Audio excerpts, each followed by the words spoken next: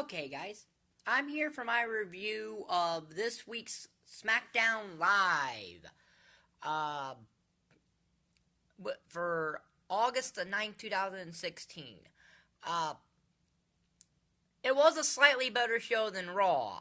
Now, both of these shows were not great by any stretch of the imagination. And there's definitely not shows that you should go back and watch anything for. But I think SmackDown had a slight edge because it wasn't as boring as Raw. So we open up backstage where Randy Orton's finding out he's facing Alberto Del Rio in a single match later. And then Del Rio tells Orton about, all that, and they have a little promo back and forth with each other. Then in the ring, the Wyatt family comes to the ring, Bray Wyatt and Eric Rowan, and Bray cuts a promo about how he's the victim in all this thing of Dolph Ziggler and how Dolph Ziggler cheated him last week because of the steel turnbuckle pad. That brings Dean Ambrose out for some reason that I don't know, because Ambrose isn't facing Bray Wyatt at SummerSlam, facing Ziggler. Ziggler comes out, jumps in the ring on Rowan at Wyatt and Rowan. And then on Ryan and Rowan, and then gets his butt kicked, and then Dean Ambrose for some reason jumps in there, helps clean house a little bit, but he's then about to be Sister Abigail'd by Ziggler, and Ziggler accidentally super kicks him, and that sets up a tag match for the main event: Ambrose and Ziggler versus Bray Wyatt and Eric Rowan. That was what the main event of this show was. And it was a so-so thing. The ever-going Eva Marie saga continued as I found her gimmick. It's just a gimmick kind of like Fandango when he first started, as she refuses to wrestle against Becky Lynch. This time she had a wardrobe malfunction for her top coming off, so she went to the back, and Becky Lynch, instead of going back to the back this time, actually demanded a match, and out comes Alexa Bliss on her birthday, mind you, and her and Becky Lynch have a match. That started after the show went to commercial, but when it came back, what I saw was a nice little match from what I saw. I wish the commercial break would have been somewhere before this. That way I could have seen more of this match, but it was a okay thing what I saw. Alexa got the win off a distraction from Eva Marie. Alexa got the win with the Twisted Bliss. American Alpha got the Braun Strowman and Nia Jax treatment this week by facing local enhancement talents or jobbers. And before the match is surrounded by four of the teams on three of the other SmackDown teams: the Vaudevillains, the Ascension, and the Hype Bros. There are 6 teams on SmackDown. There's American Alpha, the Hype Bros, the Ascension, the Vaudevillains, Breezango, and the Usos, but Breezango and the Usos weren't out here.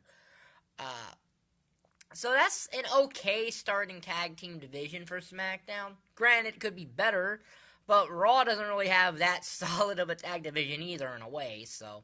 American Alpha went with the Grand Amplitude or whatever it is, the Grand Amplitude or whatever.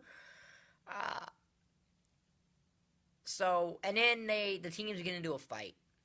There was a segment with Renee Young and The Miz, in which The Miz and Maryse end up laying on their stomachs on Renee Young's table and getting all kissy-faced with each other. That was a very genuinely funny moment. So that was an interesting moment, to say the least. The Randy Orton Alberto Del Rio match was an okay match. Orton won by DQ, and then as Del Rio's going to hit him with a chair, he hits Del Rio with the RKO. And there's a rumor that Randy Orton might get traded to Raw for Cesaro and Kevin Owens. I think that's a better idea, really, because Kevin Owens and Cesaro are going to get lost in the shuffle on Raw, so putting them on SmackDown may help them better. And yeah, okay, you'd be losing a main eventer, but Cesaro and Owens can take Orton's spot periodically. Now, I do know that Orton does want to face AJ Styles, so if they do that, maybe they wait till Orton faces AJ, which I imagine will be his next feud, if they keep him on SmackDown after SummerSlam, but who really knows. But I do think Cesaro and Kevin Owens going to SmackDown is a good idea. Whether or not it's, I think that's a good idea putting them over there.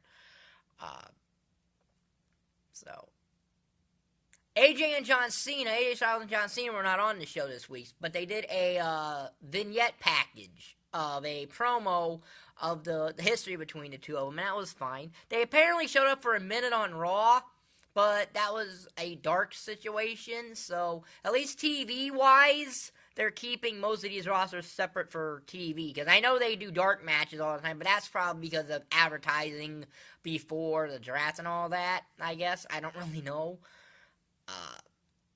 But it doesn't bother me. If it's in a dark match, I don't care. As long as they're separated on what people see, I don't care what the WWE does, really. Yeah, okay, it really diminishes a brand split, but again, only the people in attendance see it, so... But again, I think a lot of this has to do with the fact that some of these show buildings are probably booked before the brand split anyway, so they're probably doing it to fulfill things that, when they got the building. Carmella and Natalya had that match that didn't happen last week. It didn't happen tonight on SmackDown. Natalya tried to do what she did last week. Carmella saw it coming. And these two had an okay match. I mean, Carmella is still not... she still needs work.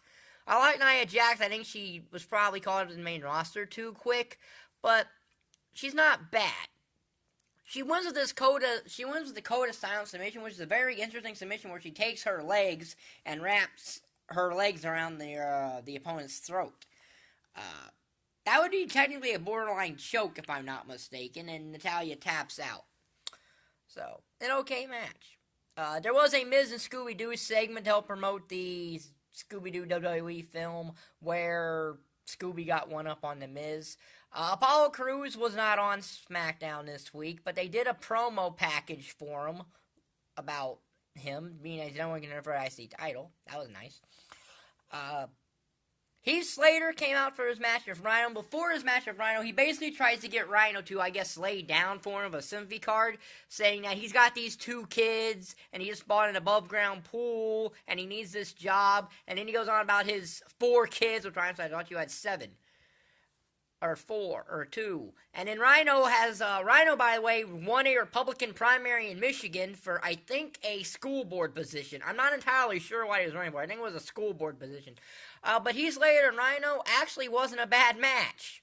It wasn't a bad match. I actually thought it was a pretty good, okay match, really.